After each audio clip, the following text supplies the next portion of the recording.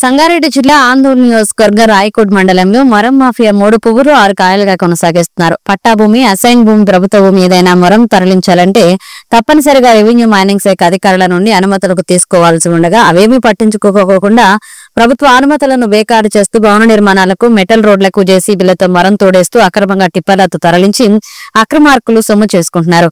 దీనిపై బహుజన సమాజ్ పార్టీ ఆధ్వర్యంలో స్థానిక రెవెన్యూ అధికారులకు ఫిర్యాదు చేసినా తూతూ మంత్రంగా చూస్తున్నారు. ఇప్పటికైనా జిల్లా కలెక్టర్ స్పందించి మండలంలో మరం త్రవ్వకాలను అడ్డకొట్టి వేయించి మండల రెవెన్యూ అధికారులపై శాఖాపరమైన చర్యలు తీసుకోవాలని కోరారు. సంగారెడ్డి జిల్లా రాయకోట్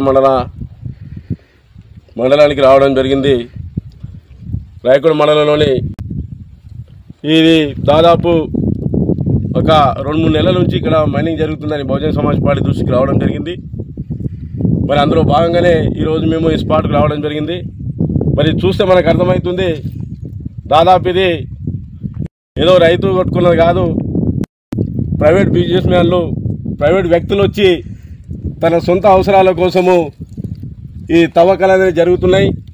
మరి ఇంత పెద్ద తవ్వకాలు జరుగుతుంటే ఈ నిద్రపోతున్నారని జరుగుతూ ఉన్నాను. ఎందుకంటే జలాలు దెబ్బతింటాయి, తెలంగాణ రాష్ట్రంలో భూగర్భ జలాలు దెబ్బతింటున్నాయని మంజీర నది ఉండి కూడా మంజీర నది పక్కకే ఇలాంటి తవ్వకాలు జరుగుతున్నాయంటే ఇది దాదాపు అధికారుల కనుసరణే జరిగిందని ఈరోజు బహుజన సమాజ్ పార్టీ ఖండిస్తుంది. ఎందుకంటే ఏ ఒక్కరు కూడా అధికారులు ఇక్కడ వచ్చిన ప్రైవేటు వ్యక్తులకు ఇదంతా జరగడమని జరుగుతుందని కూడా చెప్తున్నది. అది చాలా ఘోరంగా ఉంది. దాదాపు ఇక్కడ మళ్ళీ అటువైపు అక్కడ కూడా చాలా లోతులు తీసిరు. బహుజన సమాజ్ పార్టీ చాలా తీవ్రంగా మేము ఖండిస్తున్నాం.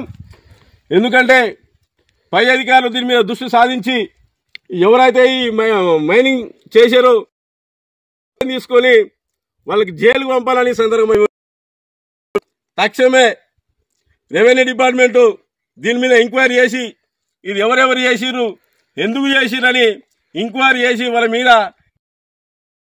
ఇక్కడ ఉన్నటువంటి ఏదైతే మైనింగ్ జరిగిందో మళ్ళా గతంలో ఎట్లుండే ఆ లెవెల్కి తీసుకురావాలని ఉన్నాం.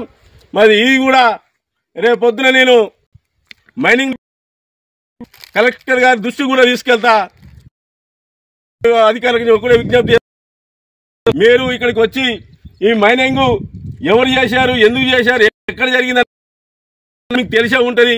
కాబట్టి ఈ ఏదైతే ఈ లొకేషన్లో ఆ విధంగా చేయాలని ఈ సందర్భంగా కోరుతున్నా. లేని మేము కలెక్టరేట్లో కూడా ఫిర్యాదు చేసి న్యాయం జరగకపోతే మేము సిద్ధంగా